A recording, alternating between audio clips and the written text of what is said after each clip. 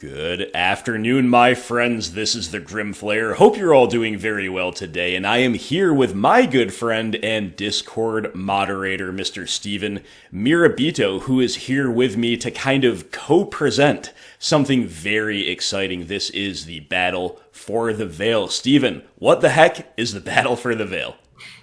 Grim, thank you so much. It's been so exciting. This past month, we've been working on this project that we've lovingly called Battle for the Veil. It's a Discord-wide tournament where we've had all people in this Discord playing various decks of their favorite choosing. A lot of black-based mid-range, as we're about to get into, but it's all to play for, as the name implies, a Judge Foil Liliana of the Veil. Yes. And this is a project I've wanted to do for quite a while, so this is really exciting to be here for this. It really is, and I've got to give you maximal credit for this, Steven, because Steven was generous enough to purchase this foil Liliana of the Veil, foil promo, I should be clear. Lily of the Veil, offer it up as a prize, and Steven also did all of the legwork in terms of conceptualizing this tournament and being the chief organizer of it. But I'd also really like to shout out, in addition to Steven himself, the other moderators, maybe Lotus's Dan, Teddy Jund Keyser. They were part of the team alongside myself and Steven who vetted the lists to make sure nobody was metagaming too hard. And it'd be very easy to metagame in a mid-range Discord, let's just put it that way. Absolutely. And I can't take full credit because really this was an idea for something I've wanted to do for a while, but everyone took to it so well and everyone was so excited. I could not have done it without everyone else's help and everyone else's support. And really I felt like my role was minimal a lot of the times when everyone else really took to it, and it was really, really exciting. It's true. The community is just naturally self-regulating and just reasonable and really, really cool. So it was an easy thing to manage as far as these things go. But yeah, we're going to talk a little bit about just the metagame that you're looking at here, and then we are going to introduce to you the top 8 competitors, and we're going to go over their list. We're going to make some predictions too. But Steven, what do you think about this metagame? This metagame, to me, is really special and really fun. I don't know if you would see this metagame anywhere except for the Grimflayer MTG Discord. But as you can see from the screen, we have an almost 30% representation of Jund. And this was for all of the decks that played, that registered. About 20% of Lurrus Rock. We had around 10% of 8-Rack. 10% of Death Shadow, and of course, like many modern tournaments, we had well over 30% of an other category. Mm-hmm. Which was really, really fun to see that play out for our top 8. Because you can see our top 8, we have 8 completely distinct archetypes. Although only 2 non-black mid-range decks in White Taxes and Izzet Prowess. Yes. But, a very, very diverse representation here. Indeed. And not only that, but also only 2 BGX decks. And as we see, Jund and Lurrus Rock are the top 2 archetypes. And of course, that's kind of what the channel and the community is known for. So very, very interesting. I myself am a little surprised that we only see 1 copy specifically of Jund. And as I mentioned, we did kind of vet the deck, so it's not like everybody else is just gunning for Jund. Like, we didn't allow that if anybody tried it, right? So, shows you that mid-range really is like the platonic ideal of a healthy archetype, because almost any deck, almost any other archetype can beat it, but also can fall victim to it. It's definitely like magic as intended, unironically. That's what I would say anyway. Very well said. I completely agree. Cool. So that's our intro, guys. That's the metagame. Again, the numbers on the left that you're looking at here were the overall numbers of the tournament participation, and on the right we have the top 8, and these top 8 finalists are going to play for the main prize, and we are going to get into that right about now. All right, coming in at our first seed, we have Steve, or aka FunTitan, who almost nearly went undefeated in our Swiss rounds, but did lose in the very final round. So I'm excited to see what he has for us. Hails from Devon, England. His choice was Lurrus Rock. He said that he always enjoyed playing the classic Rock deck, so he was happy to see the Bauble Lurrus engine making the deck competitive again. We also like to ask our competitors if they would ban or unban a card in Modern. He says it's a boring answer, but probably a Deathrite Shaman unban. If decks can have Uro and Veil, surely we can have DRS back. Pretty well argued, if you ask me. Let's take a look at his list here. It is hard to argue with that. And what's the Devon accent like? You know, I know what the Cockney accent is. I know what like a more Liverpudlian accent is. I don't know what Devon residents sound like. Do you, Stephen? I do not. I do not. I think I can pick out a Manchester accent. Yeah, okay. People from there. Mancunian, I think, is how you say it. Mancunian, I think that's right. Look how cultured we are. I know, right? We're just we're very worldly. So exactly. So yeah, FunTitan with a very well-deserved number 1 seed, and I've got to be honest, I love to see The Rock up here at number 1. I've always said in the past, like if we're on stream facing The Rock, I have to recuse myself from making decisions against the Rock player if we're not on Rock too. So clearly everybody knows where my biases lie. FunTitan's list is really good. There's nothing to complain about.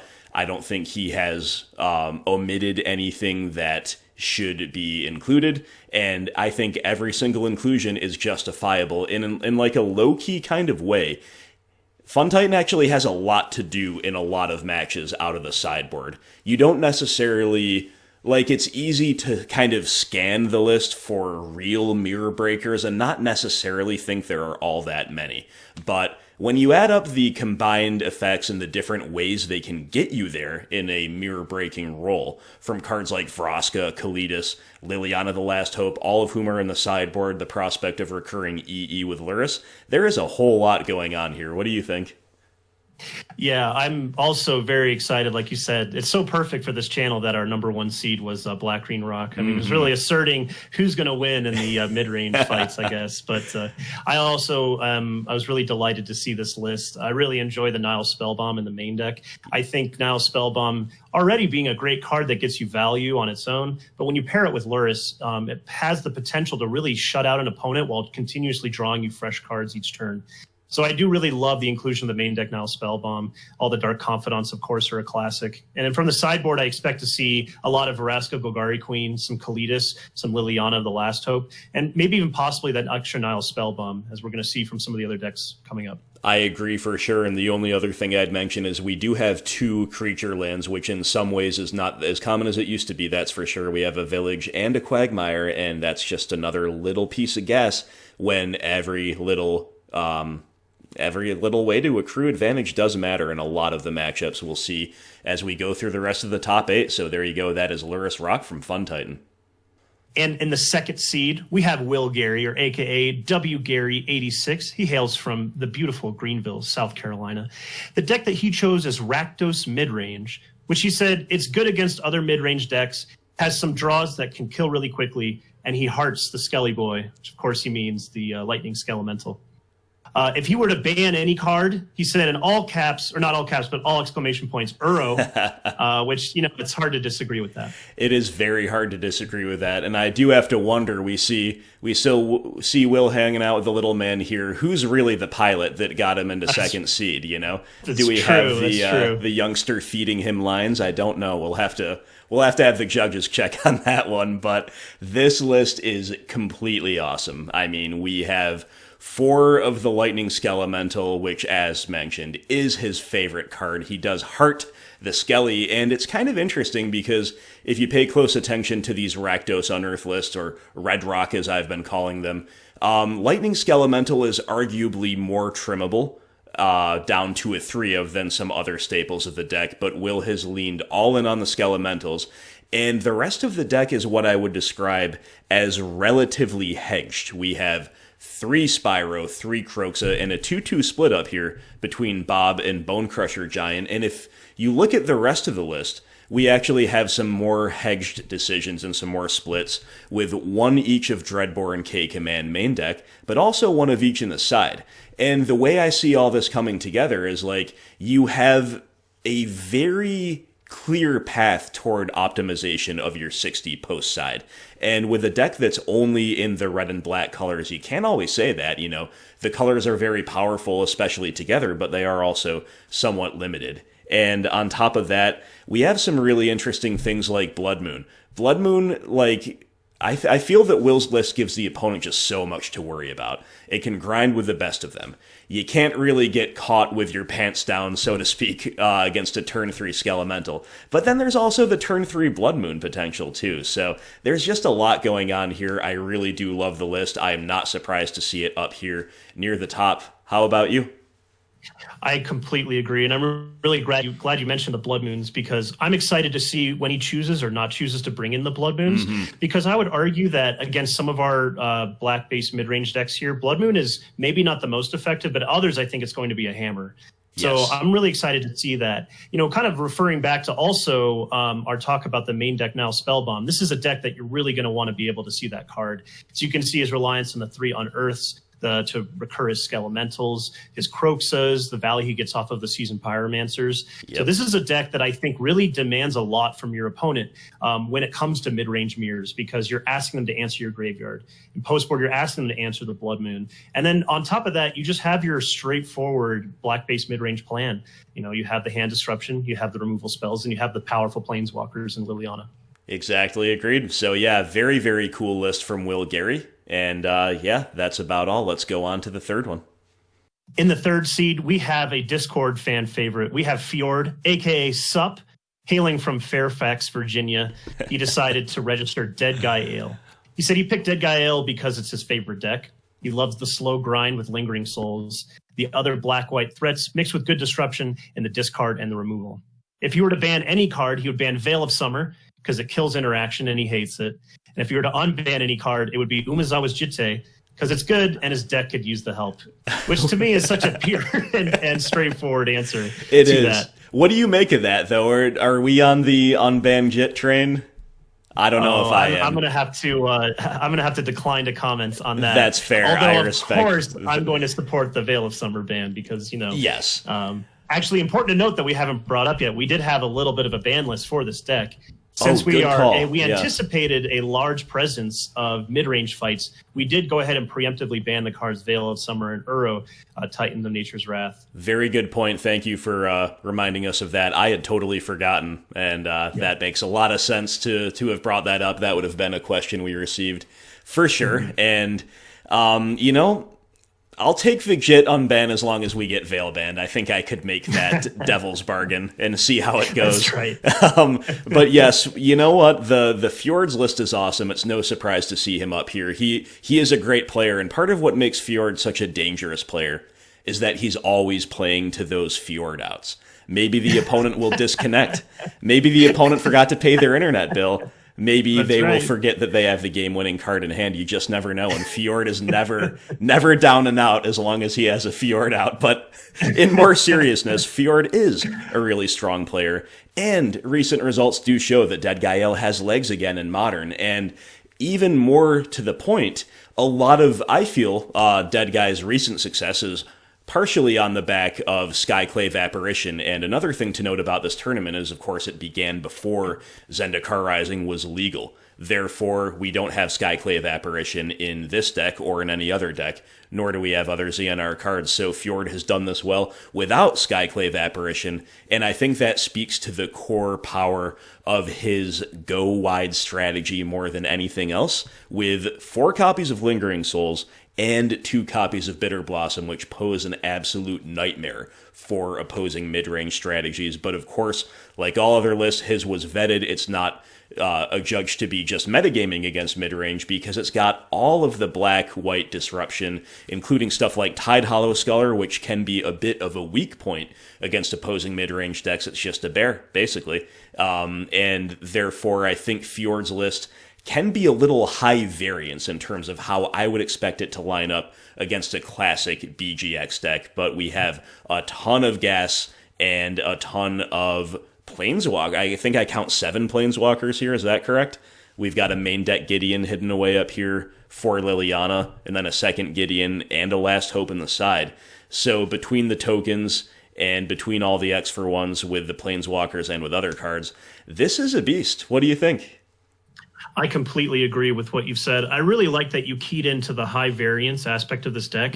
I don't think that's something that would occur to, at least occur to me at first glance at this deck.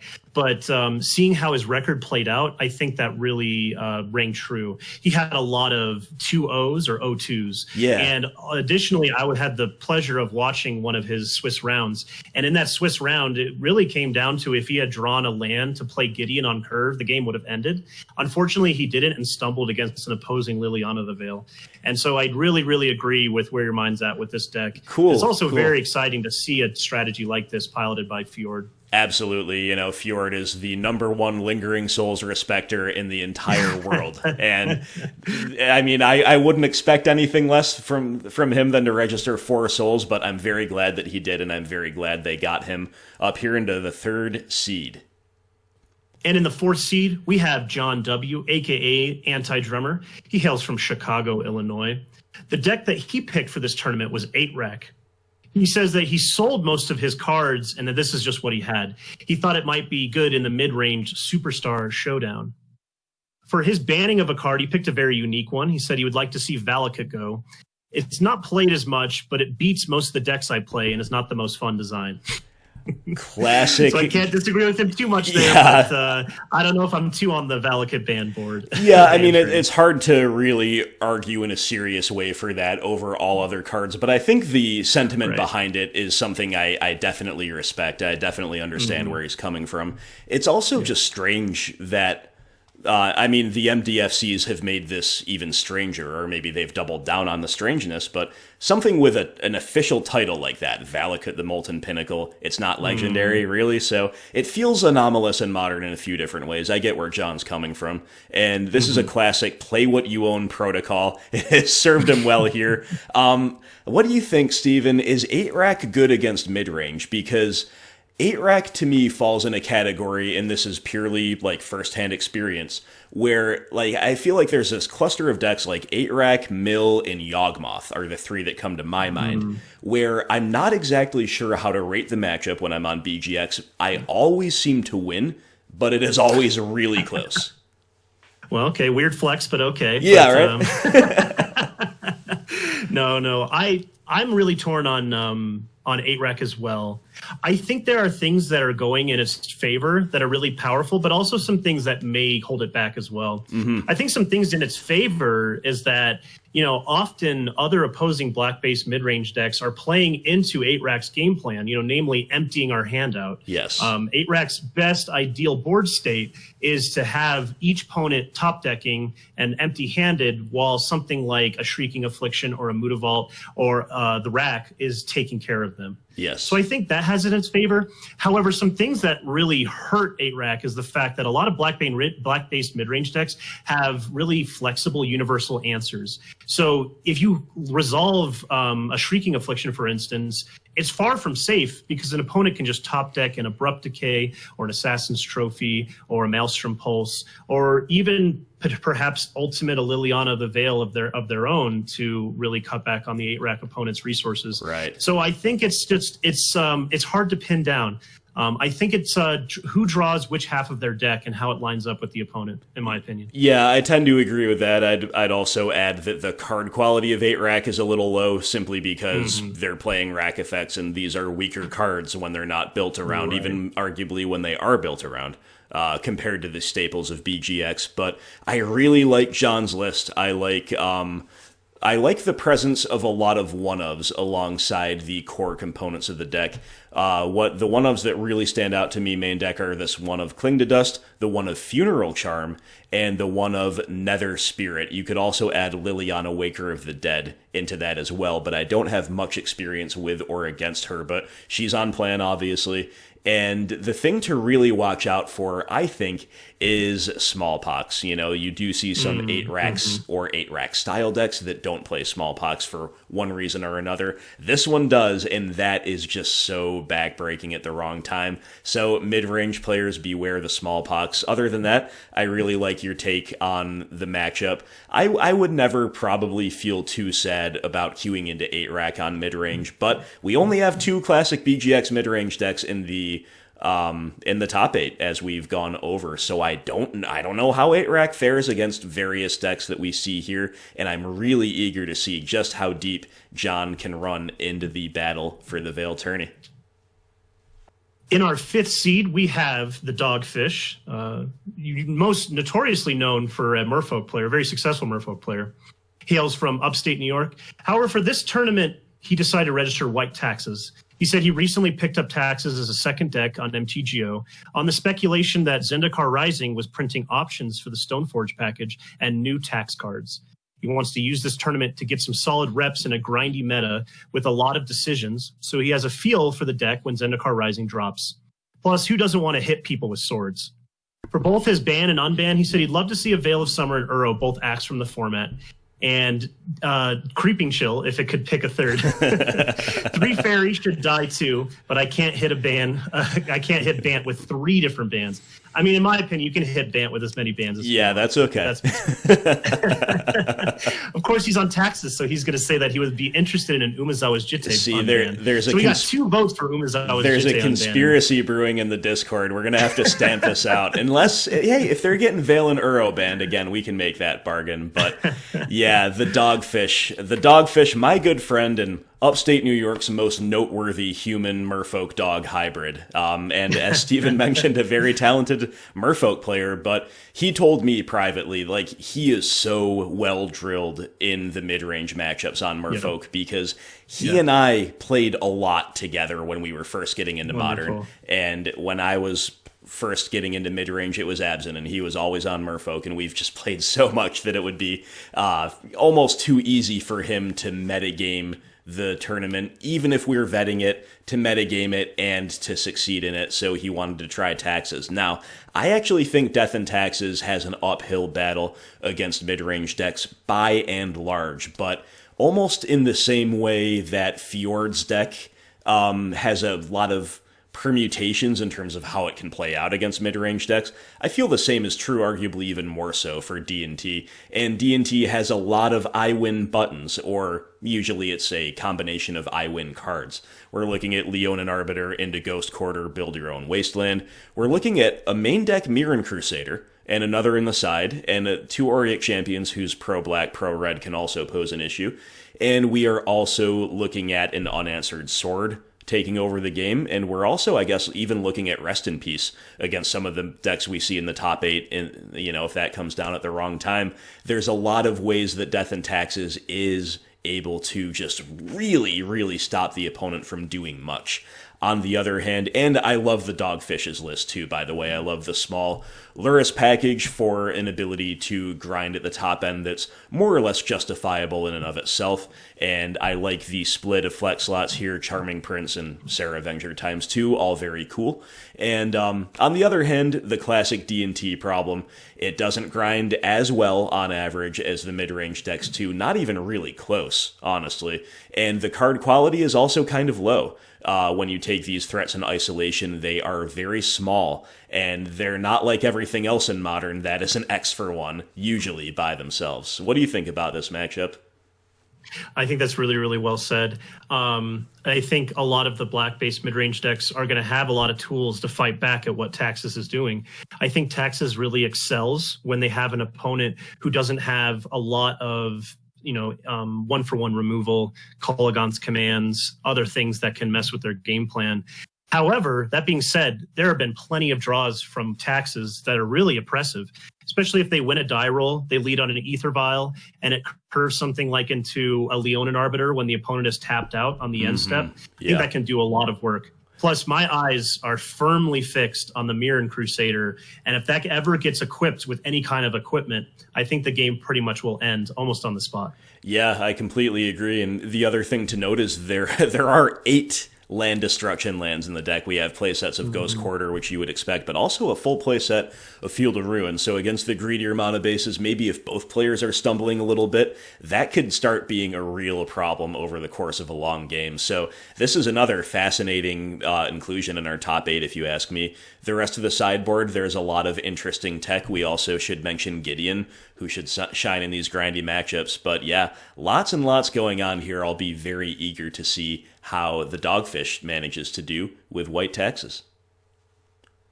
And in our 6th seed, we have Mr. Maximazed. He lives in the US by way of Canada. The deck he chose to play in this tournament is Mardu Pyromancer. He said, I picked this deck because Mardu Pyromancer was my intro to Modern as a format, and working on this deck has become my passion project. And if you ask him what card he wants to unban, if he says, if it isn't obvious yet, the card I would unban would be Faithless Looting. You know, I'm cautiously amenable to that. I was okay with a looting ban at the time, didn't really counter-signal it, but there is a sensation that maybe, you know, we could have banned Hogak first and possibly a different card, and kind of allowed looting to run its course naturally, or maybe to remain okay for Modern. We'll see. But either way, it is definitely really cool to see Mardu Pyromancer. And this is not a Mardu list that we're erroneously calling Mardu Pyromancer just because it plays Spyro. This is a true young Pyromancer as a 4 of.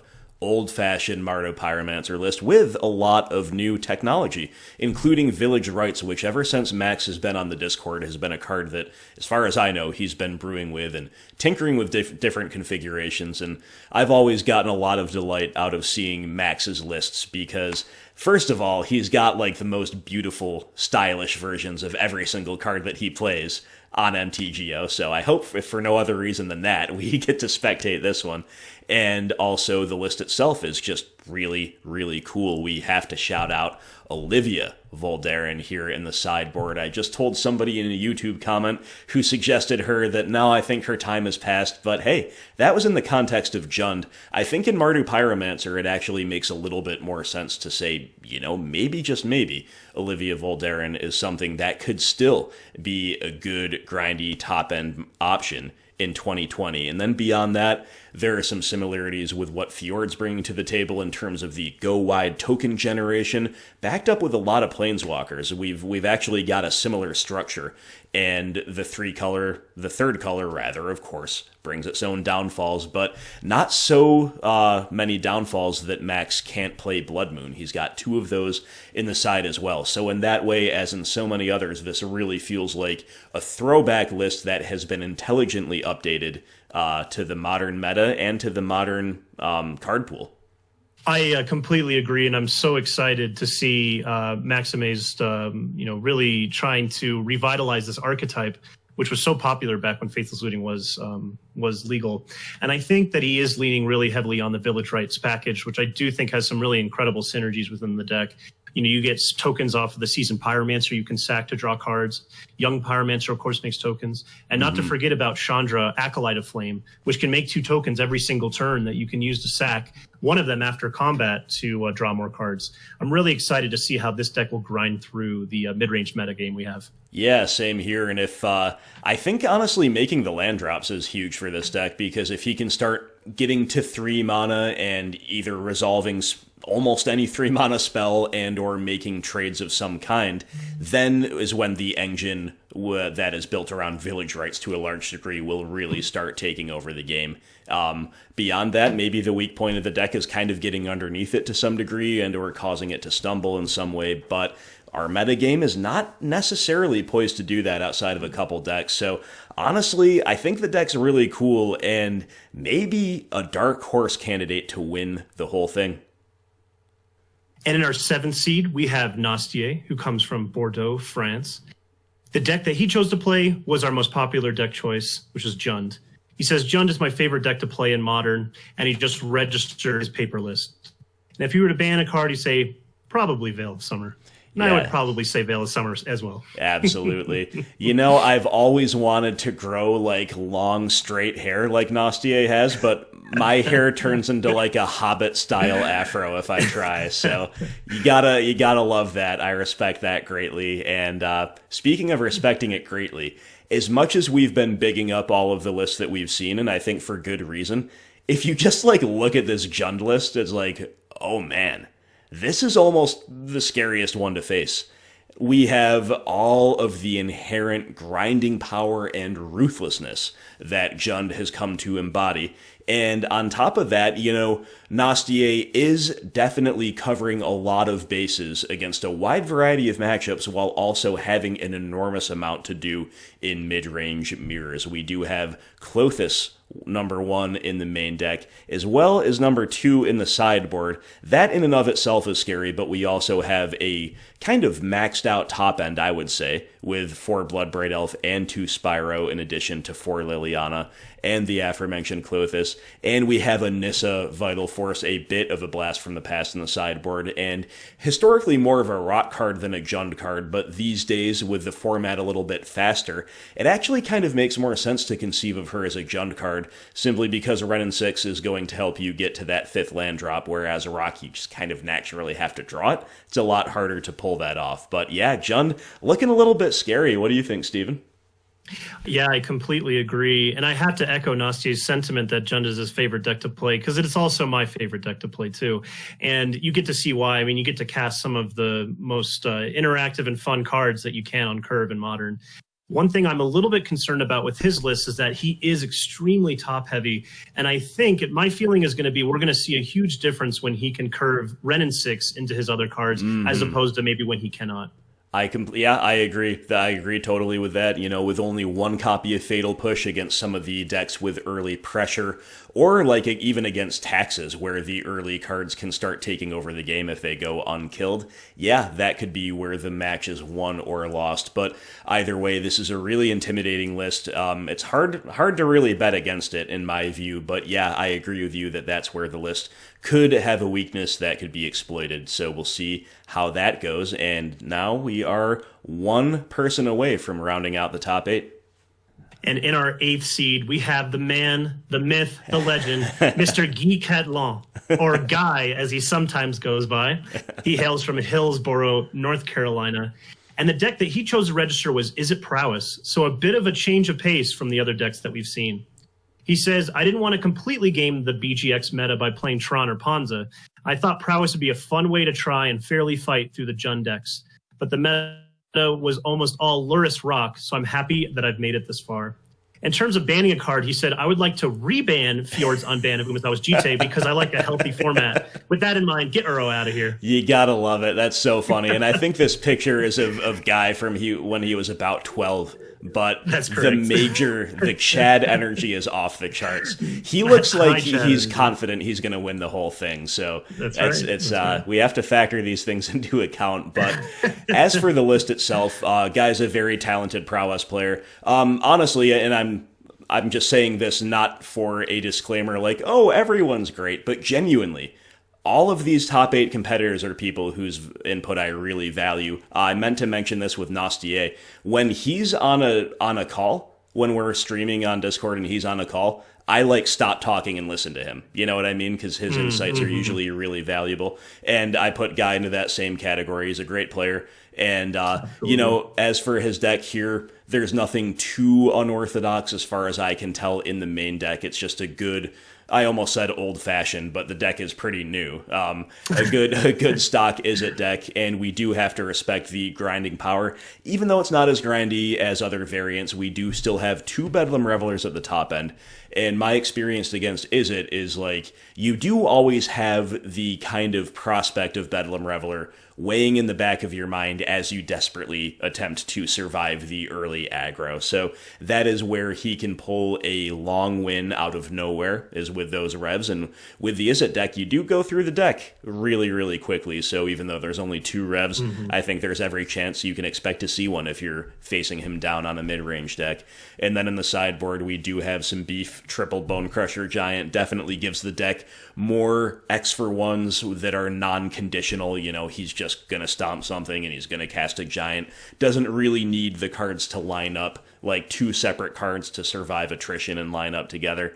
And beyond that, he seems to have pretty much everything else as well covered as I imagine Izzet Prowess can. What are your thoughts on this deck's position against the other 7 that we've seen?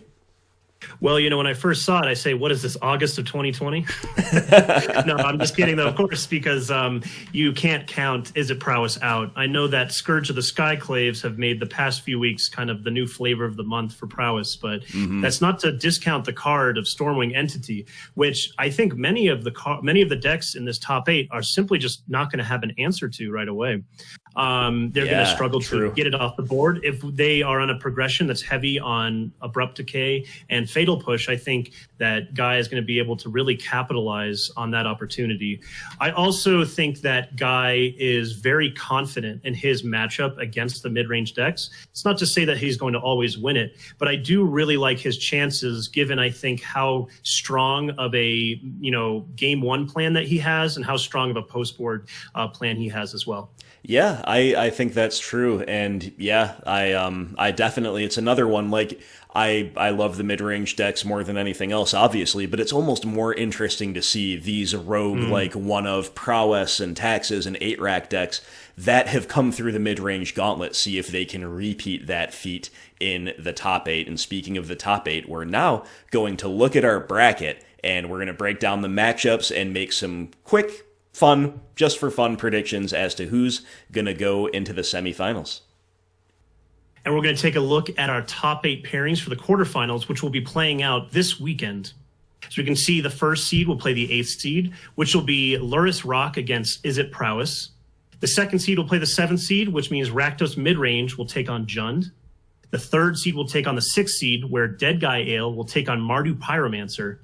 And then the 4th seed will take on the 5th seed, which will have to be our most interesting matchup in 8-rack taking on White Taxes. Yes. The old chestnut of Modern. Exactly. That's just a mind-blowing pairing. It really is. When you look at that meta from the beginning, it's like it was like half Jund and Rock, and then we have 8-rack and Taxes at the end of it. It's amazing. But yeah, so for this first number 1 versus number 8, it's hard to bet against Lurrus Rock if we remember what that deck looks like.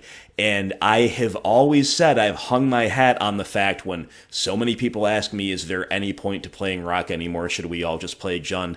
One of the things I always say is that we are better against these red deck wins archetypes overall. I think that's especially true now, not to get too far into the weeds, but now that we have Fatal Push number 5 and 6, if we want, with Blood Chief's Thirst, we're almost getting to the point where we're strictly better than the 3-color decks. Not quite, never will be, but approaching that territory. And even though this is pre-ZNR, we don't have Blood Chief's Thirst, I still think Lurrus Rock is a significant but not overwhelming favorite in the matchup. How about you? I completely agree with you. It's definitely going to be an uphill battle for Guy. I think what Lurrus Rock has going for it is everything you've just said. It's just piled on removal, more or less a painless mana base. But I do think what Guy has in his advantage is the fact that he is playing a very aggressive, assertive aggro deck. And as we all know, playing mid-range has a fail rate. That fail rate being we can just stumble on our mana. Yep. We can stumble on drawing the wrong half of our deck. We can draw all of our thought seizes when our opponent has already been on the play and played out all their 1-drop creatures.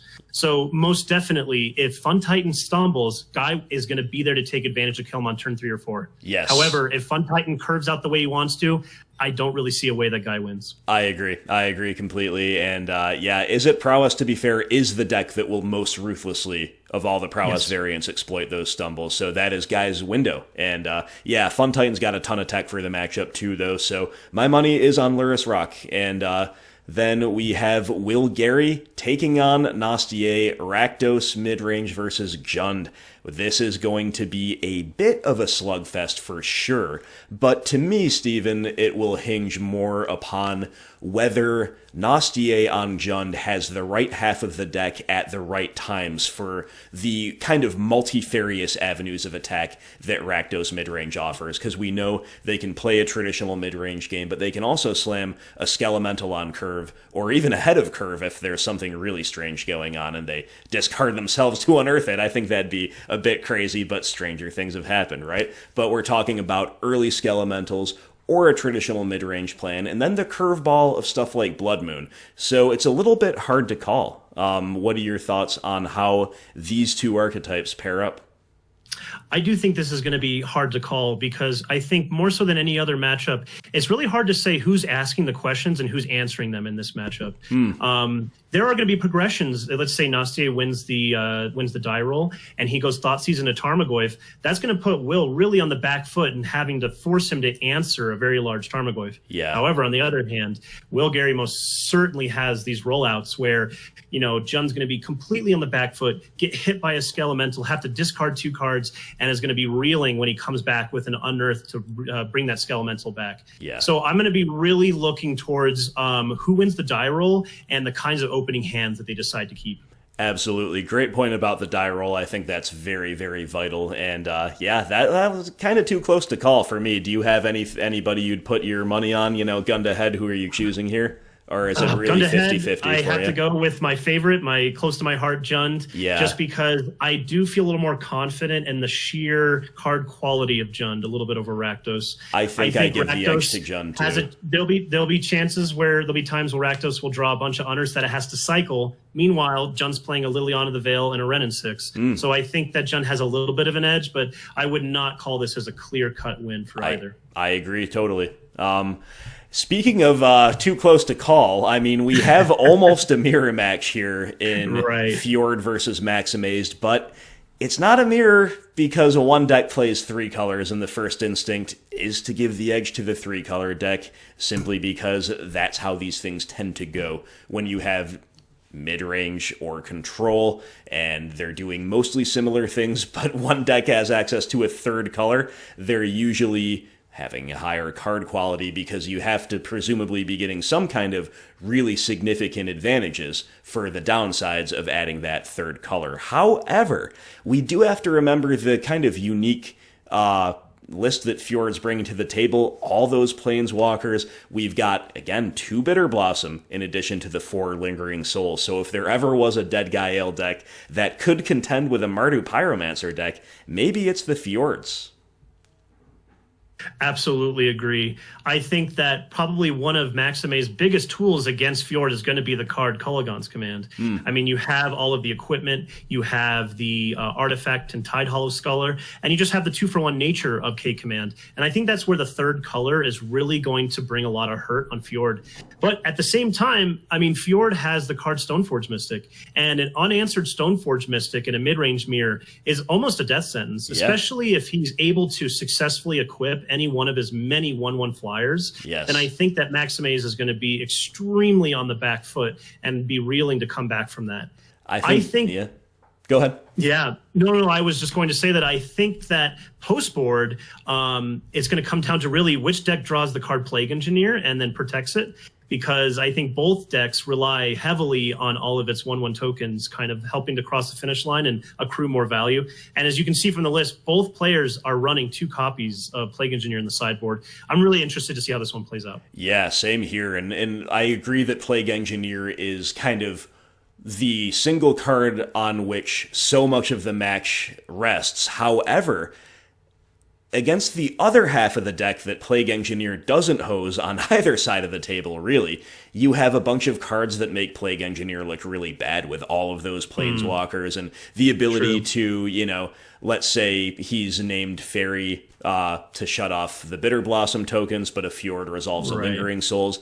The Plague Engineer is pretty bad against that, too. So I agree that Plague Man's really strong, but I also think that there is a nearly infinite permutation of number of permutations, rather, in terms of how this matchup could actually play out. It could end up being kind of deterministic based on who draws the better cards, but it could also be one of the most intense mid-range mirrors you could possibly imagine. So definitely a really, really interesting matchup. And speaking of interesting matchups, last but certainly not least is the infamous monocolored mirror of 8-rack versus white taxes.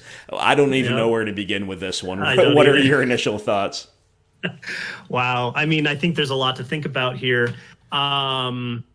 My first instinct is to say, well, it seems like 8-rack is really going to get the better of them, because white taxes sometimes, as you pointed out before, each card on its own is not that powerful, but when it synergizes with other cards, it really seems to come together.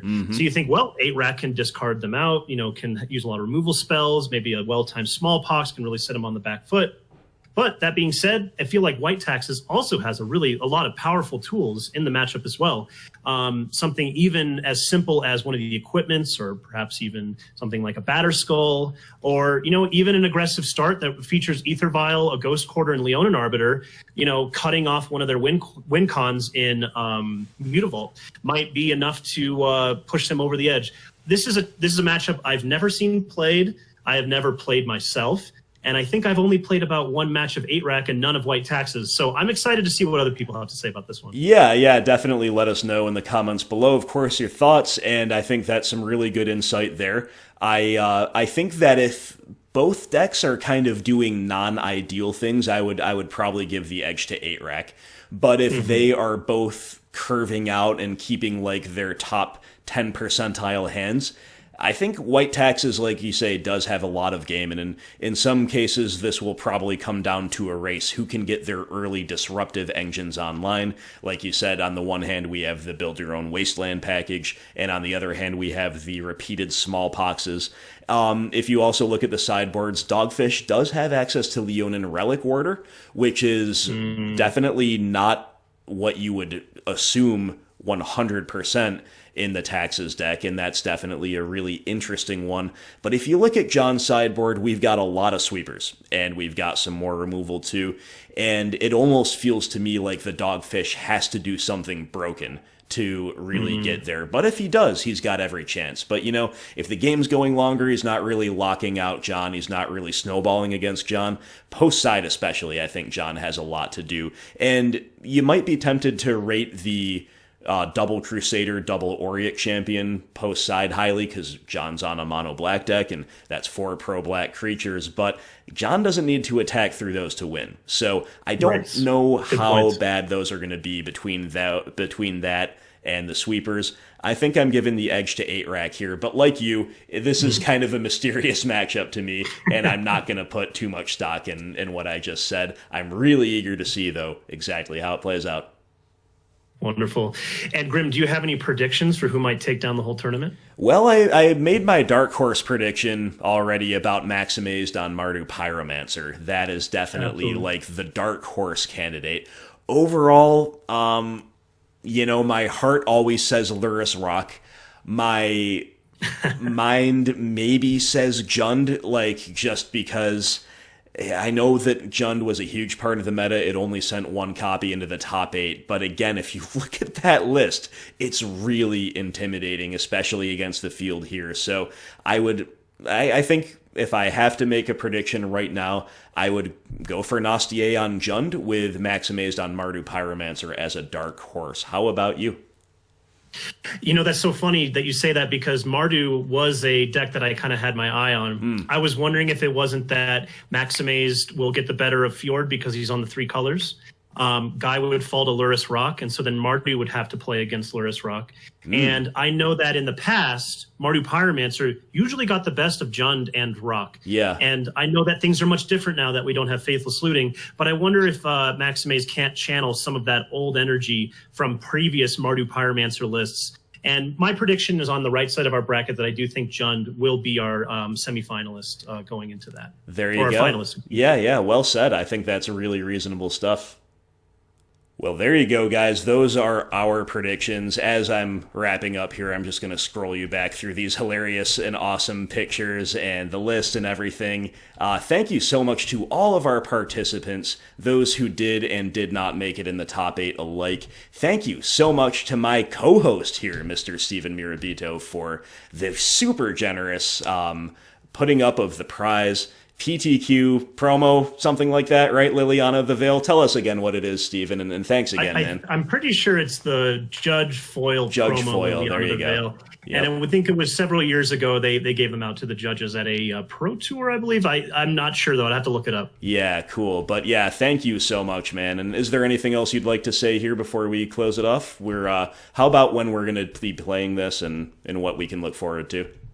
Absolutely. Well, I'm very, very excited that this weekend we'll be playing our elimination matches. And everyone here watching should look forward to seeing all those matches. We're going to make sure we get coverage of all of them, from our quarterfinals to the semis to the finals.